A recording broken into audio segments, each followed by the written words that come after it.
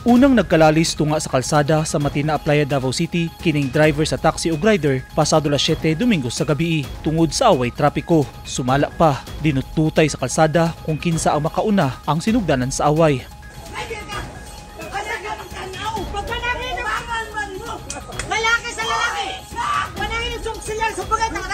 Gihagit og sinumbagay sa taxi driver ang rider.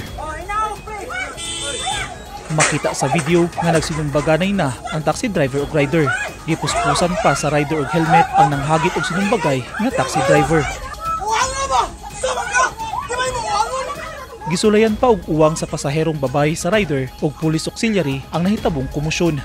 Nauwang ang away sa taxi driver ug rider sa Matina Aplaya niadtong Tura. Apan nasundan ang ilang panaglalis pag-abot sa traffic light sa Matina Crossing. Boy, luwag yung driver Sa laing video, makita ang gibira na sa rider ang nakalalis nga taxi driver pagawa sa gimaneho ni ining taxi. Dinhi gidunggab sa rider ug gunting ang taxi driver. Daling gidala sa ospital ang naangol nga driver sa taxi. Samtang misibat human sa pagpanunggab ang suspect nga rider. Sa gihimong hot pursuit operation sa Talumok Police Station 3, naaresto dayon sa Barangay Langob, Davao City ang rider nga suspect nga si alias Rante, 42 anyos. Gila sa kapulisan ng biktima nga si alias Rundo, 22 anyos nga taga Baguo Mintal, Davao City.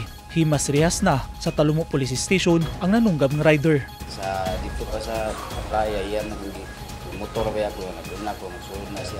Nasir patuan ko niya, bisita ko niya ba, ang nagpatunga daw ko. Kung ano, hindi mo siya may iba ni mga buwan, dapat di tumagi sa bike lane. Kung ano, hindi buwan, wala magkanahon sa diya, yung tiyagi, ilagtan na, wala magkana sa gasaan diya. Dalis mi nang bubu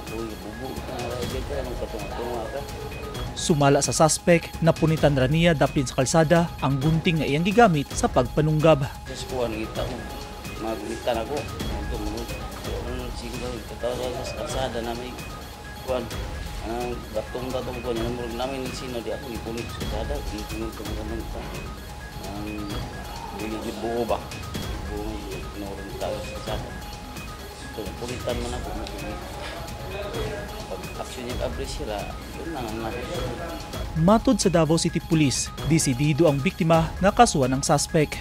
Prior ana nga incident sir is nanay na itabo sa ilang duadaan sa may Matina Aplaya. Kaya as per allegation sa taxi driver, ni kalit sulkot ang kaning balabal driver sir na yung businahan. As per ko ana sako sa motor naglaog siya sa taxi and then nagsinumbagay sila kadali sir no, pero napasify sa police auxiliaries o sa mga bystanders na concern po sa nahitabo sa mong area.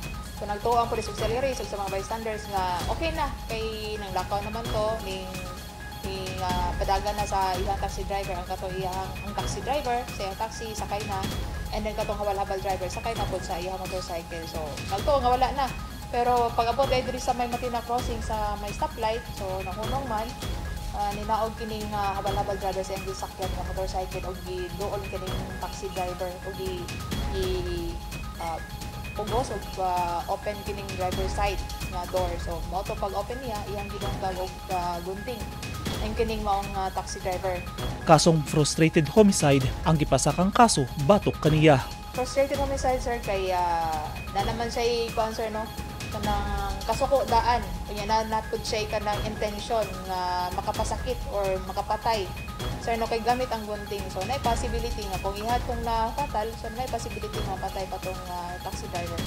Kanunay ang pahimangno sa kapulisan sa publiko hilabi na sa mga motorista nga likayan gyud ang away trapiko nga posibleng maoy hinungdan sa pagbuhat og krimen sa kalsada. Eugene Hinutan, Newsline Philippines. Stay safe.